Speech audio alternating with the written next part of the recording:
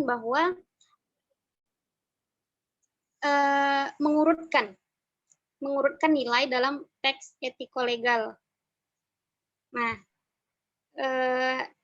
ini merupakan sumbangan besar beliau, sumbangan besar Abdullah Said ini terhadap double movement-nya Rahman. Jadi di sini Fazlur Rahman itu beliau tidak mengidentifikasikan hierarkisitas ayat, yaitu beliau tidak mengurutkan ayat-ayat etiko-legal itu, sedangkan Abdullah Said ini mengurutkan. Yang pertama beliau katakan bahwa nilai-nilai yang bersifat wajib itu adalah nilai-nilai yang bersifat dengan keimanan gitu. Terus yang kedua dengan fundamental seperti kemanusiaan dan seterusnya. Itu Pak. Selain itu juga beliau pada keseimbangan objektivitas, tapi ini perbedaan antara beliau dengan Rahman itu. Kalau Abdullah Said ini emang menyetujui penafsirannya Fazlur Rahman, tapi itu tidak sepenuhnya gitu, termasuk dalam hal subjektivitas objektivitas beliau. Jadi beliau mengatakan bahwa seorang mufassir itu tidak boleh melewati batas, jadi harus dengan batasan-batasan yang ada, nggak boleh bertindak sesukanya atau dengan sekehendaknya. Gitu. Gimana Syah? Gimana Pak? Menurut Tasya gimana Syah? Gimana? Iya emang gitu. Gimana Kak Wina? Puas? Ya. Tadi dikatakan mengenai hukum-hukum dalam Islam ya, apa penafsiran hukum-hukum. Tadi Tasya bilang itu kan? Ya enggak? Iya. Kan melakukan penafsiran terhadap Al-Qur'an sesuai kekinian kan? Sesuai kontekstual. Kontekstual. Tadi dikatakan penafsirannya itu menyesuaikan dengan masa kini atau mendatang. Tadi dengar penjelasan. Terus apakah hukum-hukum dalam Islam itu penafsirannya itu akan terus berkembang? Jadi apakah terus disesuaikan dengan keadaan sosial dan budaya saat ini? Jadi apakah penafsiran itu berarti penafsiran hukum dalam Islam itu tidak ada yang tetap gitu, tidak ada yang paten. Jadi bisa terus berkembang. Apakah seperti itu? Apa gimana? Paham nggak maksud ditanyain? Jadi kakak nanya, jadi penafsiran itu tetap atau tidak gitu kan? Iya nggak? Iya, soalnya tadi kan dikatakan penafsirannya beliau itu mengikuti sesuai yang dibutuhkan pada saat ini. Atau misalnya Maksa jawab.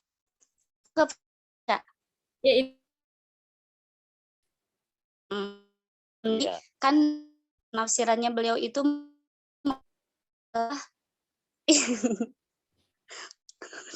iya. Jadi kan Al-Quran itu sahih likulli makan wa zaman ya kan?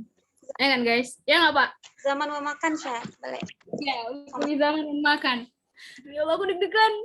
Ya jadi pasti penafsiran itu nanti suatu saat tafsir lain yang akan menerjemahkan hukum riba mungkin ya kan, karena dulu nggak ada bunga bank tuh nggak ada guys. Jadi adanya Abdullah Said dan mufasir yang lain itu, nah itu ya udah menafsirkan Al-Quran itu sesuai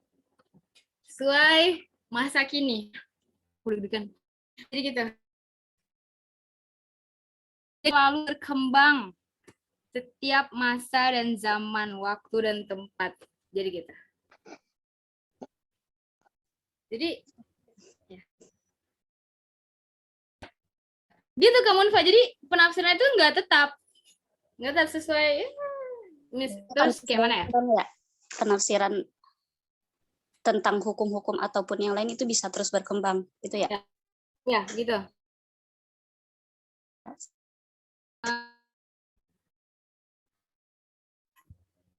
Bener Tasya, itu- bener kayak gitu. Ya, Pak. Ikan, iya. Ya, Pak, jangan. Ya, Pak. Saya yakin dengan jawaban saya sendiri. Tasya, itu Kenapa, Pak, putus-putus? Mohon maaf Pak, putus-putus suaranya. suara saya.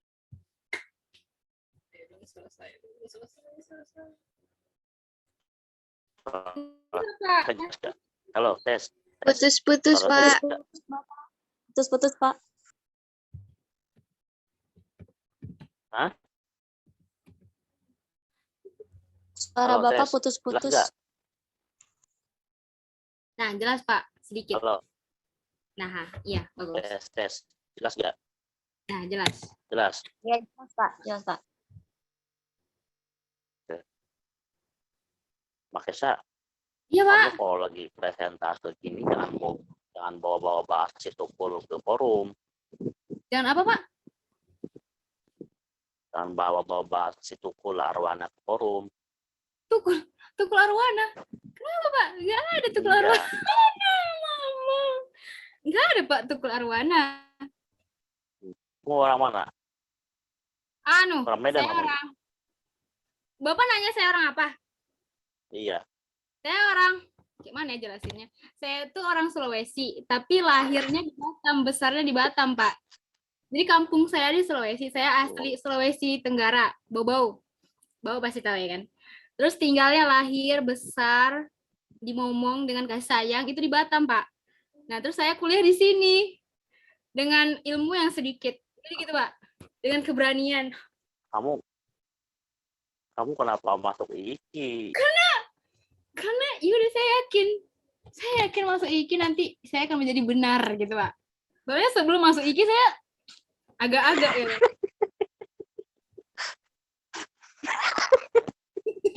Pak, saya deg-degan ya. Kamu agak-agak apa? Bapak, saya deg-degan. Agak-agak apa?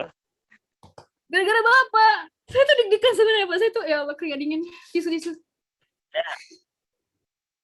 Ya, ini gara-gara kamu dari tadi ngelawak, saya dari malas ngejelasin sebenarnya. Sebenarnya. Ya, Pak. Enggak, saya sebenarnya enggak ngelawak sih, Pak. Tapi kan saya menjawab dengan santai, Pak. Terus saya grogi, saya keringat dingin ini, Bapak. Gitu. Jadi kamu masuk IKI itu tujuannya supaya Tujuannya? jadi bener gitu. Karena sebelum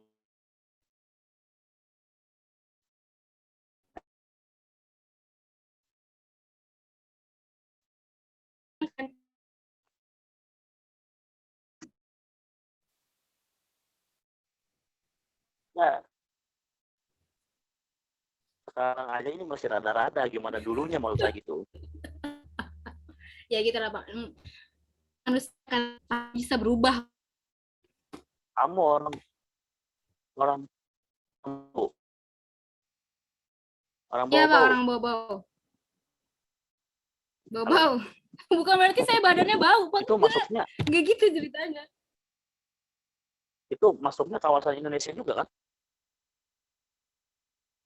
Iya, Pak, ya Allah, di kaki Pulau Sulawesi. Di kakinya kan Sulawesi itu kaya kan, Pak. Nah, ini di sini. Oke, lanjutkan diskusinya, lanjutkan. Yang lain silakan.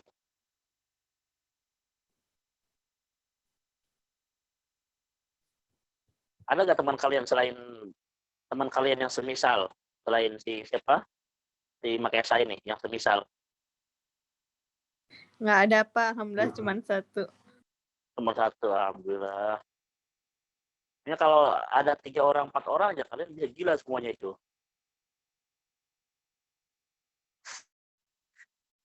Makesa.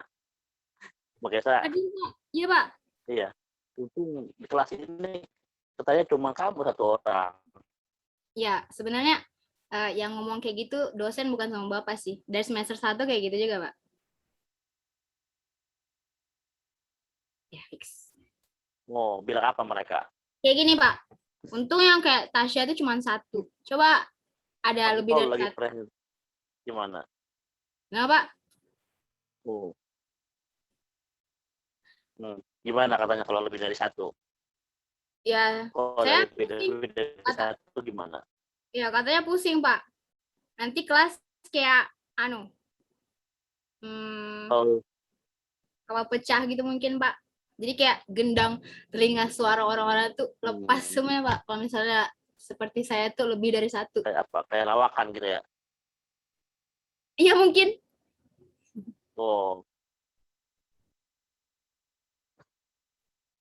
Dari gitu, Pak. kayak oleng gitu ya? Iya, betul. Oh, Iya, Pak. gitu. Kamu kalau lagi presentasi gini jangan bawa-bawa apa bahasa situkul arwana ke forum. Masa apa ngonfirmasi ke Wina bahasanya gimana? Wina, puas. Itu kan bahasa tukul. Enggak, Pak. Emang saya Bawa ke forum gitu. Wah, maafin aku Kawina, enggak Ada kayak gitu. bahasa guys segala macam. Enggak, Pak, saya tuh grogi Oke, sebenarnya. lanjutkan diskusinya, lanjutkan. Ya, Yang lain berusaha. silakan berkomentar.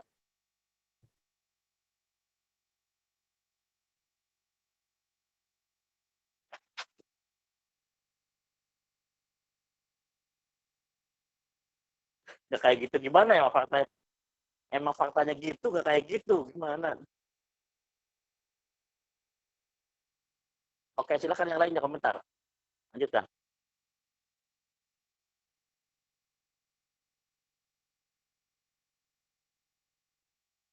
Yang lainnya komentar silakan. Iya Pak, saya mau nanya. Pak Bay, Ci. Ya, Oke, diskusi lanjut, silakan. Iya kan? Wiwid Nurfiana Afifah. Silakan. Iya Pak. Iya Pak, itu tanya Pak. wait. Ukti Mutia dulu. Siapa dulu? Berarti dulu. Pak Bay duluan. Ya, tadi kan udah dibilang kalau penafsiran Gimana? beliau itu kontekstual ya, lebih kontekstual. Nah, di makalah dijelaskan tentang riba, bunga bank ya, Pak Bay ya. Ya, riba Terus dan bunga bank. ya, itu selain misalkan kan riba, bunga bank. Selain riba atau bunga bank yang terkenal gitu, penafsiran beliau tentang apa lagi misalnya? Itu aja sih. Terima kasih. Yang fenomenal dari penafsiran beliau gitu. Selain bunga bank. Terima kasih.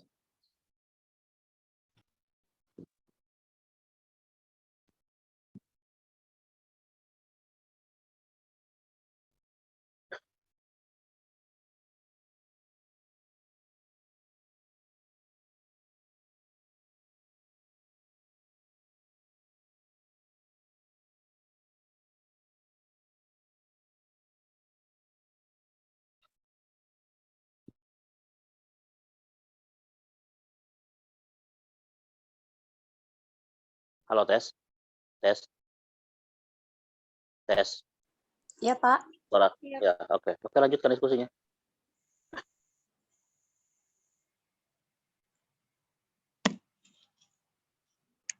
Makesa, hidupkan lagi Makesa. Kamu mau ngomong apa aja? Yang itu loh, Sri. Gimana cara jelasinnya ya? Yang itu, yang Tentang potong tangan nggak sih yang Iya, itu. ya kan? Iya. Yang di situ padahal tujuan apa? Ayatnya itu kan as-sariqu was-sariqatu faqta'u. Apa lagi? Ya intinya di situ kan dijelaskan bahwa pencuri laki-laki dan perempuan itu dipotong tangannya. Itu secara tekstualnya. Nah, beliau secara tekstualnya ayat ini beliau menafsirkan secara tekstual bahwa ayat ini tuh tujuannya untuk menjaga harta gitu. Jadi beliau mengatakan bahwa orang yang ketahuan mencuri itu maka dia tidak bisa diberlakukan hukum yang sama dengan teks tadi gitu. Jadi intinya banyak lagi yang bisa dilakukan seperti di penjara atau ganti rugi atau selain daripada mencuri daripada potong tangan tadi. Bisa jadi ya gitu, intinya tidak bisa disamakan hukuman antara pencuri satu dengan pencuri yang lainnya. Gitu. Itu Siti yang tahu. Mau lagi Syah? Ada lagi nggak? Makasih, Ci. Makasih, Pak Bay. Iya. Saya ini gara-gara tadi siapa? Makanya saya ngelawak ya. Oh, ini kan pembahasan serius ya. Abdul Soy ini pembahasan serius, tapi gara-gara makanya saya ngelawak, saya jadi hilang mood untuk menjelaskan secara serius. Ini gara-gara Makesa ini, ya. Gara-gara tadi yang ngelawak, jadi saya yang semestinya ngejelasin serius, jadi agak hilang mood. Gitu. Ini kan pembahasan saya ini cukup, ya. Di mana ia mau misalnya model penafsiran menjadi 3. Ada tekstual atau tekstualis ya. Ada semi tekstual ya, semi tekstualis. Yang terakhir, yang ketiga adalah kontekstual. Nah, pemilahan itu adalah pemilahan khas yang dikelompokkan oleh Abdullah Said. Ya. Makesa, halo Makesa. Ya, Pak. Ya, kamu tadi ngejelasin nggak 3 pemilahan itu? Oh, belum, Pak. Kenapa nggak dijelaskan? Justru itu poinnya di situ. Ya. Jadi Tasya mau jelaskan sekarang. Iya, ada nggak penjelasannya? Kalau di makalah sih enggak, tapi kalau di tambahan ada, di tambahan otak Tasya. Iya. Kamu ngerti nggak itu tekstual, semi tekstual dengan kontekstual? Sedikit, Pak. Yang bagian semi tekstualnya kurang paham. Kenapa? Sepengalaman Tasya kalau semi tekstual itu di satu sisi menolak bahwa ada konteks sosio-historis yang masih berpengaruh dalam teks Al-Quran itu. Tapi begitu, Pak. Kurang paham, Pak. Tapi apa? Kamu baca di sana penjelasannya apa? Tapi iya, nggak ada tapinya, Pak. Maksudnya tapinya itu saya yang nggak paham. Tapi saya nggak paham, Pak. Gitu maksudnya. Itu semestinya poinnya itu di sana. Ya, poinnya di sini. Ya, tekstual, semi tekstual, dan semi kontekstual. Dan kontekstual maksud saya. Itu. Kalau saya pribadi itu di tesis, malah saya membuat sebaliknya. Ada tekstual, kontekstual, semi kontekstual. Kalau saya sebaliknya. Wah, kan buat sendiri boleh biar keren gitu kan. Masa ya? Tuh. Iya, Pak. Apa yang iya? Yang kontekstual. Apa yang kontekstual?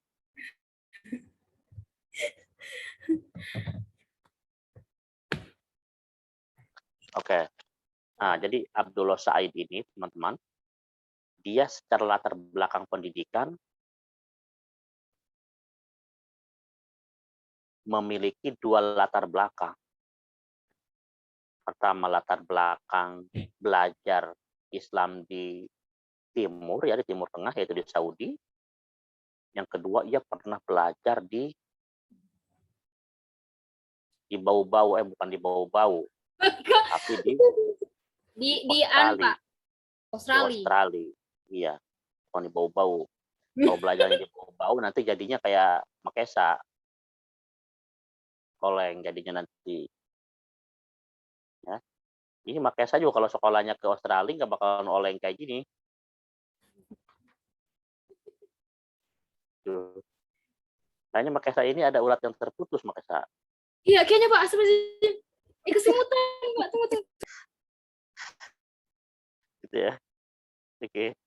Nah, makanya dengan latar belakang yang ganda ini, ya, di mana Said Abdullah Said pernah belajar baik di timur maupun di barat, maka ia bisa menilai keduanya secara proporsional. Ya. Makanya proporsional itu apa? Makanya bukan profesional ya. Menempatkan sesuatu tidak pada tempatnya. Ya nggak sih? Tidak pada tempatnya. Ya, Kembali. pada tempatnya. Pada tempatnya, Pak. Pada tempatnya. Menempatkan sesuatu pada tempatnya. Ya. Pada porsinya. Proporsi itu. Proporsional. Porsi. Menempatkan sesuatu secara seimbang. Sesuai tempatnya. Nah, kalian harus mulai mengerti bahasa-bahasa kayak ginian. Jadi ada profesional, ada proporsional. Kalau profesional ya profesi. Ya, sesuai dengan profesinya sebagaimana mestinya. Kalau proporsi ya sesuai porsi. Sesuai porsinya sebagaimana mestinya. Nah, saya katakan tadi dengan latar belakang yang ganda itu, Abdullah Said dia bisa menilai keduanya di barat dan timur secara proporsional karena dia tahu beluk-beluk di dalamnya. Gitu. Sekarang orangnya Abdul Said itu masih hidup, ngajar di Australia sana. Ya, ngajar di Australia. Orang bau-bau ada nggak yang belajar di Australia itu? Siapa mereka? Nggak tahu, Pak. Saya jarang pulang. Ada. Kamu kayaknya satu-satunya di kampung yang kuliah di Jakarta ya? Pemecah rekor kamu ya? Enggak sih, Pak. Udah banyak sebenarnya. Tinggal sekampung itu kampungku. Oke. Nah, Abdul Said ini punya buku namanya apa tadi tuh? Interpreting The Quran. The Quran itu sudah diterjemahkan dalam bahasa Indonesia, judulnya itu Al-Quran Abad 21. Penafsiran kontekstual. Ya, penafsiran kontekstual. Nah, teman-teman, kalau kita baca corak keberislaman hari ini, ya, itu yang menang adalah aliran tekstual. Ya, aliran tekstual.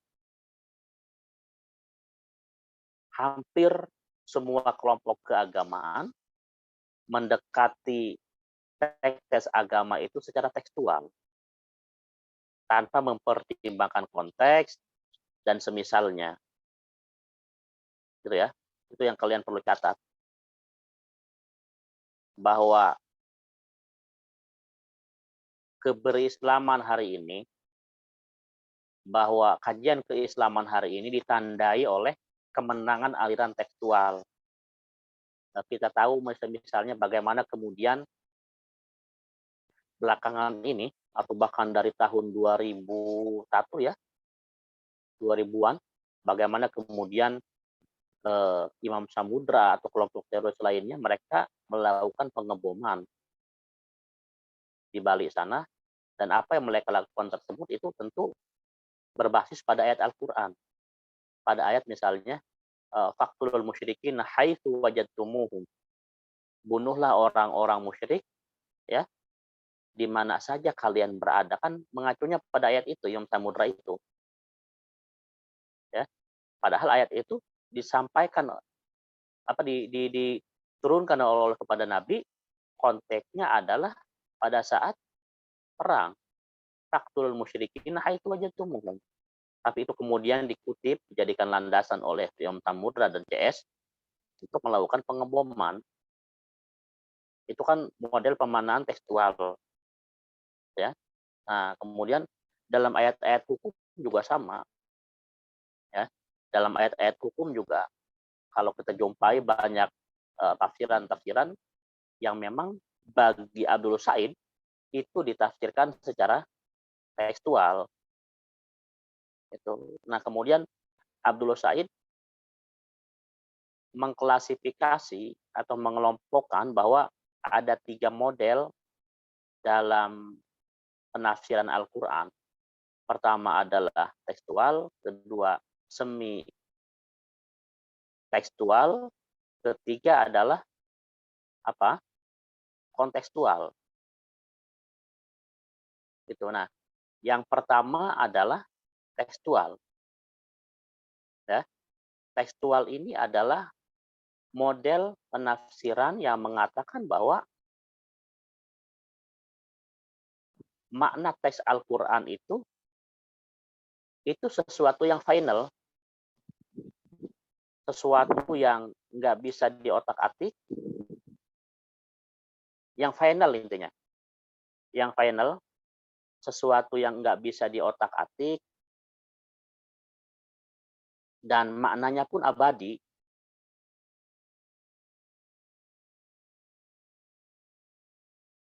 Ya, kelompok tekstualis ini mereka tidak akan mempertimbangkan konteks, tidak akan mempertimbangkan konteks baik masa lalu maupun masa kini, nggak bakal. Gitu ya. Apapun yang menjadi asbabun nuzulnya dan apapun yang terjadi hari ini, tantangan hari ini, itu tidak akan menjadi perhitungan atau tidak akan menjadi pertimbangan kelompok tekstualis. Bagi mereka, ya, ayat Quran itu maknanya final, nggak bisa diotak-atik. Oke, saya ingin untuk menjelaskan ini, ingin membrainstorming kalian dulu ya. Nanti kalaupun ini pembahasannya nggak beres, nanti bisa lanjutkan di lain waktu. Seperti ini teman-teman. Ada ayat Quran atau katakanlah kitab suci Al-Quran atau ayat Quran satu aja dibaca oleh 50 orang. Jangan 50 dah, 10 orang. Ya, dibaca oleh 10 orang. 10 orangnya ini ya bisa bahasa Arab. Kita pastikan dulu 10 orangnya bisa baca bahasa Arab. Yang satu ya, yang 2 orangnya latar belakangnya itu S3 ya. Udah doktor. Kemudian 3 orangnya latar belakangnya pendidikannya S2, seperti saya ini ya, baru S2. Yang sisanya 5 orangnya latar belakangnya baru S1. S1 kayak kalian ini nih, kan mau S1. Nah, pertanyaannya, itu hasil pemahaman 10 orang terhadap ayat Al-Quran sama nggak kira-kira? Beda, Pak. Beda. Kan pengalaman dari ilmunya beda. Iya. Ada yang bilang, ada yang udah lama. Karena kapasitasnya beda. Kapasitas intelektualnya beda. Ya. Tentu mereka yang pengalaman kajian keislamannya itu sudah lebih lama. Misalkan saya mau dibandingkan sama Pak Asin Sako yang umurnya sudah tua, yang sudah malang melintang di dunia Quranan, ya, udah bisa yang ahli qiraat dan sebagainya. Ya, tentu kualitas penafsirannya pun akan beda, hasil pembacaannya akan beda dengan saya. Ya, nah begitupun saya dengan Tasya Makesa, tentu akan beda. Saya sudah beres S2, ya, mondoknya juga lebih lama, belajarnya juga lebih lama, sedangkan Makesa S1 aja belum beres, ya, masih oleng lagi, gitu kan? Tentu itu hasilnya akan beda pembacaan saya Makesa sama Pak Asin Tahaw terhadap ayat Quran. Ya, nah, oke. Di samping itu teman-teman, ya, di samping itu gini, latar belakang saya dan para pembaca yang lain juga berbeda. Pak Asin di samping punya minat studi Kequranan, ya, dia adalah orang yang katakanlah Al-Quran murni, tidak ada latar belakang ilmu-ilmu sosial, gitu ya, tidak ada latar belakang ilmu-ilmu sosial. Terus kalian bandingkan misalnya dengan para pemikir modern, kalian mau membandingkan Pak Hasin dengan misalnya siapa? Abdul Said, Farid Eshak, kemudian Fazlur Rahman, yang punya latar belakang ilmu sosial. Nah, kira-kira hasil penafsirannya itu beda nggak? Atau kira-kira lebih lentur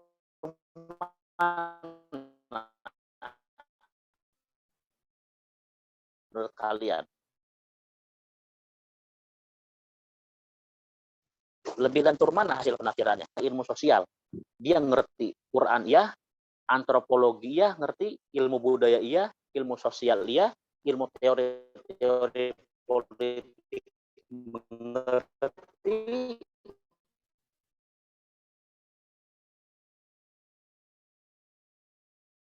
Kira-kira hasil tafsirannya lebih lentur mana? Halo, Makesa jawab, Makesa. Makesa jawab. Lebih lentur yang tak ini Ini masalah mana Makesa ini suaranya ini? Bapak tadi putus-putus padahal. Apa? Gimana? Lebih lentur siapa yang itu? Iya. Itu yang tahu tentang ilmu antropologi, sosiologi itu, Pak. Iya. Lebih lentur orang yang kedua ini. Ya intinya hasil penafsiran itu pasti berbeda. Sehingga saya di awal-awal sering bilang ke kalian bahwa tafsiran atau makna yang kita sematkan terhadap teks Al-Quran itu bukanlah Al-Quran itu sendiri. Ngerti nggak maksudnya? Makna atau tafsiran yang kita sematkan terhadap ayat-ayat Al-Quran itu bukan Al-Quran itu sendiri. Karena kalau memang itu Al-Quran, sama dengan Al-Quran posisinya, lalu kenapa berbeda?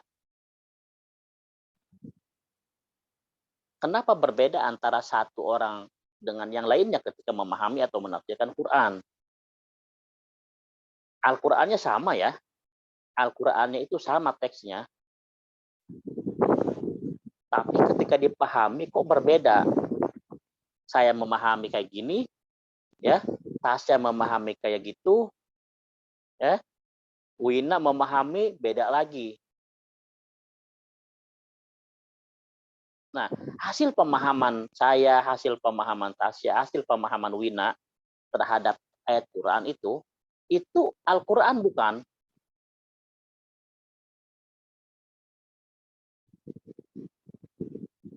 Al-Quran bukan, Wina. Al-Quran, Pak. Loh, kok Al-Quran? Apa-apa pertanyaannya, Pak? Kamu nggak fokus kamu. Makesa, Al-Quran bukan Makesa? Bukan, Pak. Bukan. Kalau bukan apa? Ya, Terus hasil apa itu? Berarti hasil pemikiran. Hasil Kenapa? pemahaman. Ya, Hasil penafsiran. Hasil penafsiran, hasil pemahaman. Ya. Hasil tafsiran saya, Tasya, sama siapa? Wina terhadap Quran ketika berbeda, ya itu pasti berbeda ya. Itu hasil tafsirannya itu Al-Quran itu sendiri atau kok bukan? Bukan tentu. Itu hasil tafsiran kita sendiri. Itu. Nah, itulah kenapa kemudian kita tidak boleh kemudian mendegradasi hasil pemahaman orang lain, menganggap sehingga di saat yang sama menganggap bahwa hasil tafsiran kita lah yang paling mewakili kehendak Tuhan. Ya, orang-orang Salafi Wahabi nggak bisa kemudian mendeklarasikan diri bahwa pemahaman kami lah yang paling mewakili kehendak Tuhan. Mereka kan bahasanya apa? Jargonnya adalah ar-ruju ilal Quran wa sunnah.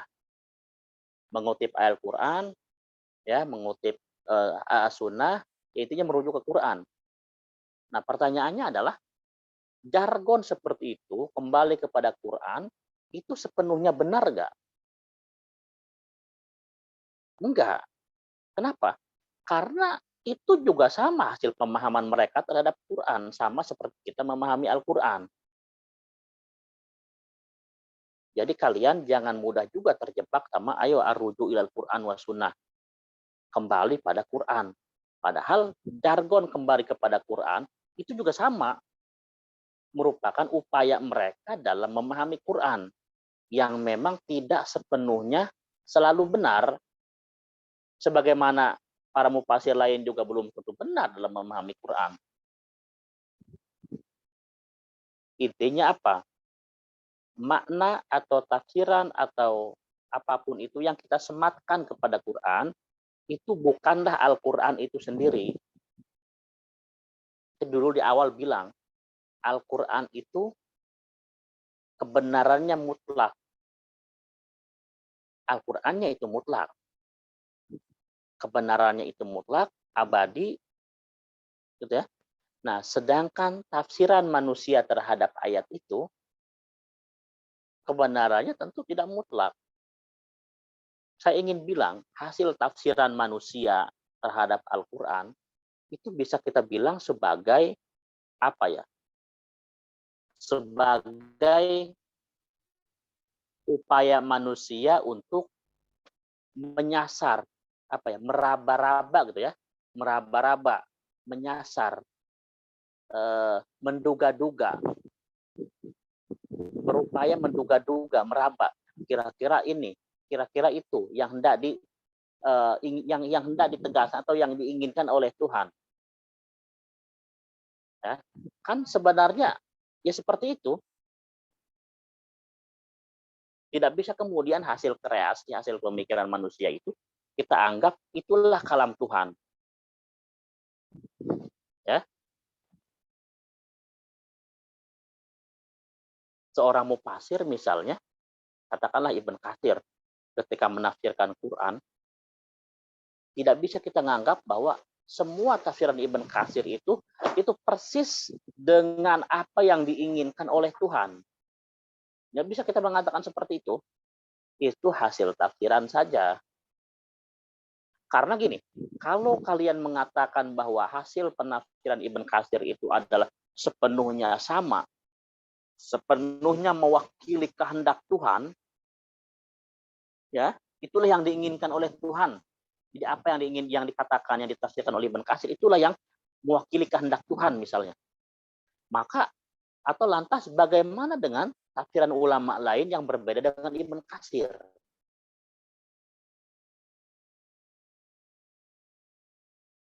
Bagaimana ulama lain ketika menafsirkan dengan Ibn Katsir, ya, yang berbeda dengan Ibn Katsir, yang mana ya tafsirannya itu saya katakan berbeda. Apakah para mufasir lain yang berbeda itu tidak mewakili kehendak Tuhan, dalam arti hanya Ibn Katsir saja yang mewakili kehendak Tuhan?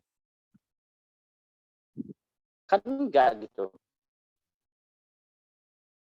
Enggak bisa kita menganggap bahwa satu tafsir itulah yang paling unggul ketimbang yang lainnya. Sekalipun seorang mufasir yang bersangkutan mendeklarasikan jargon arruju ilal Quran wa sunnah, maka tetap saja itu pada dasarnya ia hendak dalam upaya memahami Quran, sedang berusaha memahami Al-Quran, meskipun jargonnya sangat meyakinkan arruju ilal Quran. Itu tidak bisa kita menganggap bahwa itu yang paling superior, dan di saat yang sama kita anggap sebagai inferior. Nah, kira-kira seperti itu. Oke. Saya ingin masuk ke ini dulu. Ingin masuk ke Bentar. Oke. Kalian perhatikan seperti ini. Ini kembali ke yang tadi ya. Makna tekstual. Pendekatan tekstual. Ini kategori yang pertama. Yang katanya apa? Yang kata Abdul Said, dia menyoroti kubu pertama, pendekatan tekstual. Di mana pendekatan tekstual ini kan dikemukakan oleh kelompok Salafi Wahabi yang mengatakan bahwa mana Al-Quran itu ajag, ya, nggak ada perubahan hari ini dan sampai kapanpun. Nah, pertanyaannya, siapa yang bisa memastikan bahwa makna ayat yang disematkan oleh kelompok Wahabi terhadap ayat tertentu itu adalah makna ayat yang dikehendaki oleh Allah, dan sampai kapanpun makna itu akan tetap berlaku gitu loh. Siapa yang bisa meyakinkan seperti itu?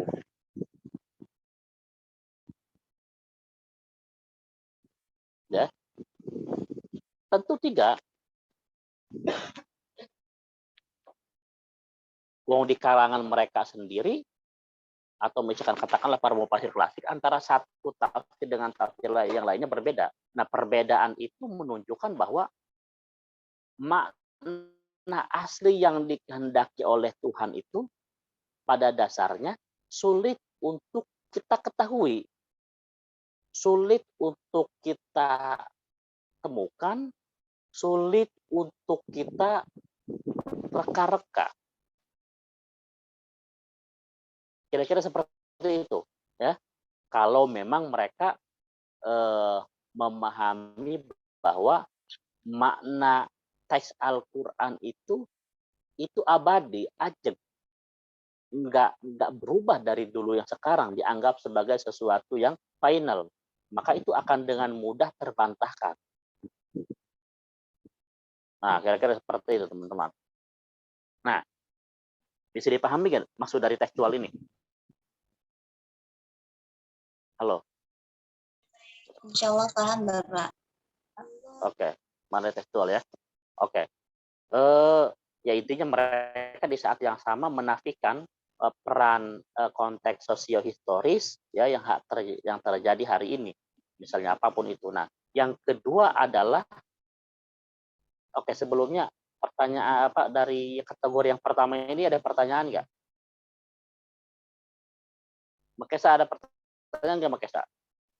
Enggak, Pak. Nggak ada. Yang benar? Benar. Kenapa? Karena paham, Ngerti Pak. kamu, ngerti. Iya, Ngerti kamu, ngerti. Iya, ngerti, Pak, ngerti. Oke.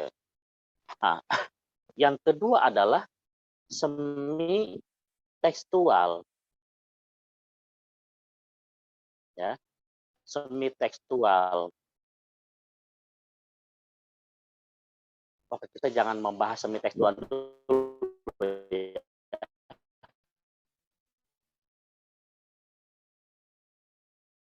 Mohon maaf, Bapak. Loncat kontekstual ya. Loncat konteks di ini supaya lebih berimbang menjelaskan. Tes. Ya.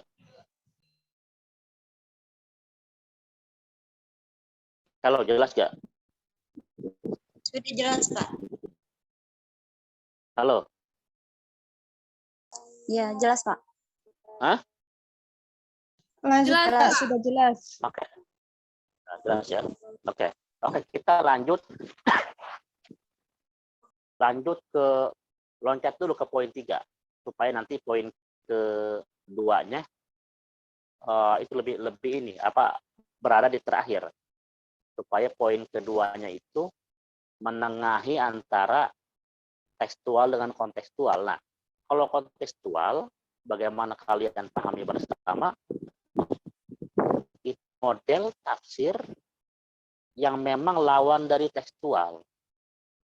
Nah, model penafsiran kontekstual itu ya mereka para mufasir kontekstual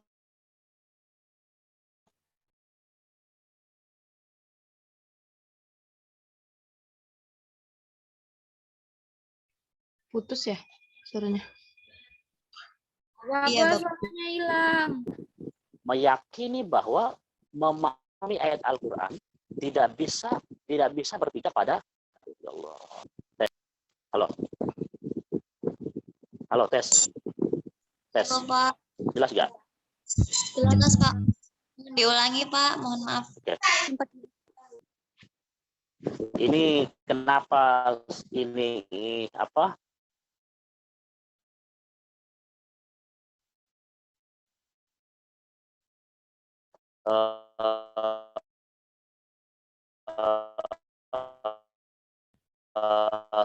Suaranya nggak jelas, soalnya nggak tahu, ada dua kemungkinan mungkin ya. Ini harusnya di rumah, cuman wifi-nya lagi lemot. Suara saya kedengaran nggak? Halo, tes. Suara saya kedengaran nggak? Halo. Dengeran, Pak. Kedengaran, Pak. Oh, dari tadi gangguan Putus. terus kita ini, makanya. Iya. Kenapa ini gangguan terus kita? Tadi pagi saya ngajarnya di rumah, di sana wifi-nya itu lemot dan nggak bisa masuk. Ya, tadi pagi itu nggak, sulit masuk juga. Makanya saya ini keluar nyari saung. Saya ini di luar, ya, nyari saung. Ngajar pakai HP kalau di luar. Ngajar pakai, dan kalau suaranya lemot gitu, kalau suaranya putus-putus nggak tahu nih, karena mungkin ada angin atau karena wifi-nya bukan wifi ya. Kalau paket datanya juga mau habis atau entah bagaimana. Suara saya jelas nggak di sana? Jelas, Pak. Sekarang. Jelas, Nggak ya? tahu nanti. Oke. Nanti kalau ini belum habis, mau saya jelaskan sekaligus aja sama pembahasan minggu depan. Minggu depan kalau nggak salah tentang Buya. Nanti saya ingatkan itu, saya mau menjelaskan dua makalah sekaligus. Oke, nanti diskusinya kita kurangi berarti. Oke. Teman-teman, saya ngomong apa tadi itu? Kita loncat dulu ke kontekstual ya. Nanti biar yang tekstualnya itu di akhir saya jelaskan. Nah, kontekstual itu sebagaimana kita pahami bersama adalah model penafsiran yang meyakini hanya merujuk pada makna linguistik teks itu, makna kebahasaan teks itu. Gitu ya. Sehingga mau tidak mau harus ada dua konteks yang menjadi pertimbangan, baik konteks pada saat Al-Quran itu diturunkan dengan konteks yang hari ini terjadi. Betul ya? Nah, ini kan saya sekalian tadi menjelaskan bahwa pemikiran Abdul Said itu kan terpengaruh sama Fazlur Rahman tuh ya. Nah, dalam konteks ini pun sama. Ya, dalam konteks ini salah satunya bahwa kata Abdul Said, ayat Quran itu untuk dapat dipahami secara utuh, maka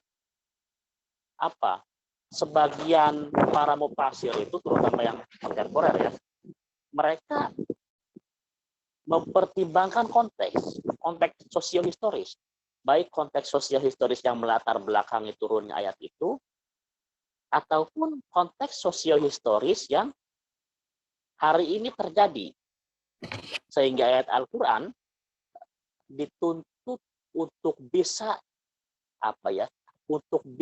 memberikan jawaban, atau dituntut agar bagaimana pesan-pesannya itu tetap relevan untuk merespon kekinian situasi yang hari ini terjadi.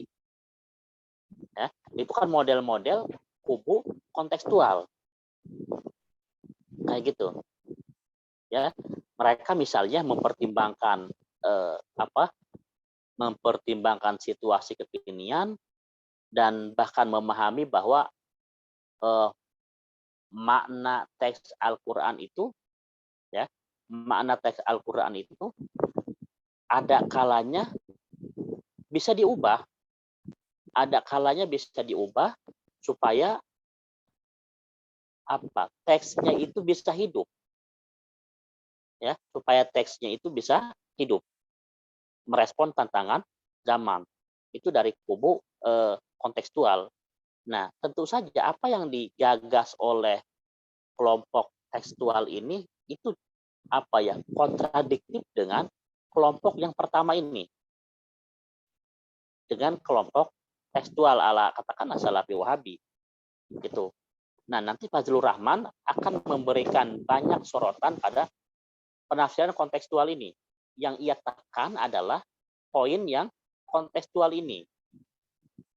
Ya, dia nanti di sana akan kita akan melihat bagaimana kemudian pengaruh siapa? Pengaruh Fazlur Rahman terhadap siapa?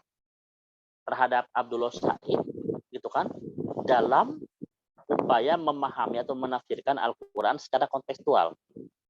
Ya. Tadi Pak Makalah menjelaskan bahwa banyak pengaruh Rahman yang kemudian terlihat dalam model pemikiran Qur'annya siapa, Abdullah Said. Gitu ya. Nanti kita akan melihat ini terutama pada ayat-ayat hukum atau ayat-ayat yang sifatnya itu apa ya, legal etik. Kalian masih ingat ya teorinya Fazlur Rahman yang saya jelaskan dulu? Apa nama teorinya? Double movement, Pak. Apa double movement itu?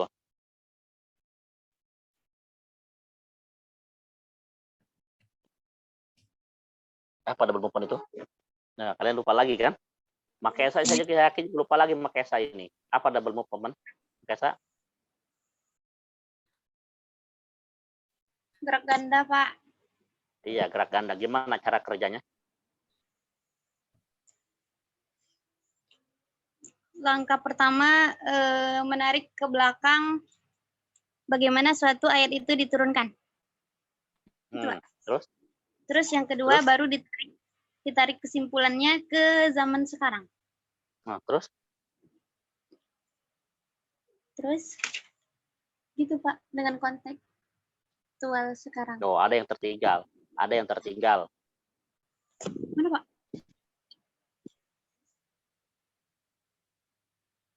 Ada yang tertinggal itu. Ditarik Semangat ke belakang itu untuk apa? Melihat semangat dasarnya gitu, Pak. Apa semangat dasar itu bahasa lainnya? Ideal moral. Oh, ideal moral. Setelah ideal moralnya itu diketahui, kemudian tarik lagi ke masa kini. Gitu ya. Nah, itulah kira-kira model penafsiran kontekstual yang banyak digagas oleh para pemikir modern. Mereka selalu melihat pesan universal dalam yang terkandung dalam Al-Quran atau ideal moral yang terkandung dalam Quran kemudian ditarik lagi ke masa kini supaya pesan-pesan Al-Quran itu tetap hidup. Nah, kira-kira seperti itu. Nah, kita nanti akan melihat apakah sejauh mana pengaruh Rahman terhadap Said, ya, terhadap Abdullah Said, apakah Abdullah Said di sini di samping mengadopsi pemikiran Rahman, ia juga misalnya apakah kemudian ia menambahkan sesuatu yang baru, ini sekaligus untuk merespon pertanyaan siapa tadi, apa sesuatu yang baru dari Abdullah Said. Kita akan melihat misalnya bagaimana Abdullah Said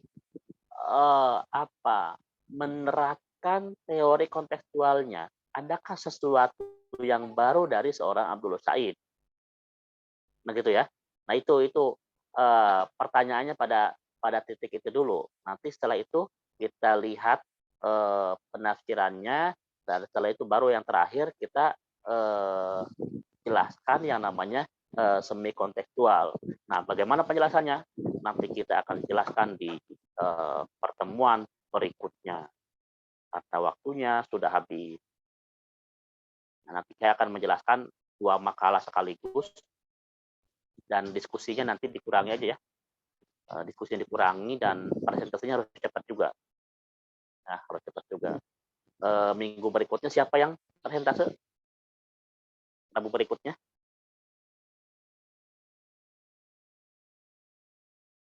Siapa?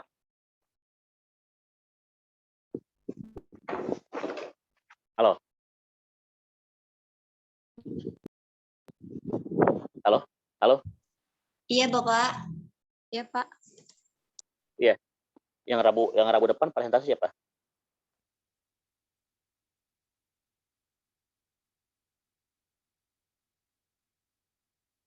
Suara saya kedengeran nggak? Kedengeran Bapak, kedengeran. Iya, Rabu besok presentase siapa? Rabu depan.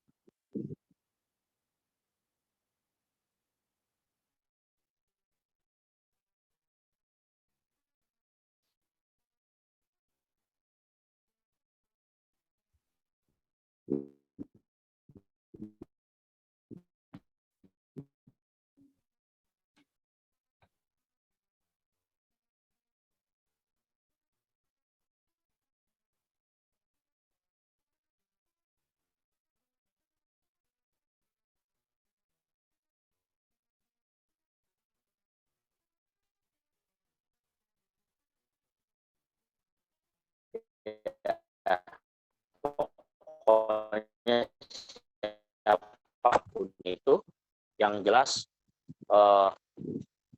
silakan dibuat makalahnya kalau nggak salah tentang Buya Hamka, pemikiran Buya Hamka, ya silakan dibuat ininya makalah bukan bobotnya, porsi diskusinya kita kurang saya bisa menjelaskan 2 makalah sekaligus kira-kira setengah jam menjelaskan Buya Hamka saya rasa jelas ya. Oke. Baik. Warahmatullahi wabarakatuh. Waalaikumsalam Terima warahmatullahi wabarakatuh. kasih, Pak. Terima kasih, Pak.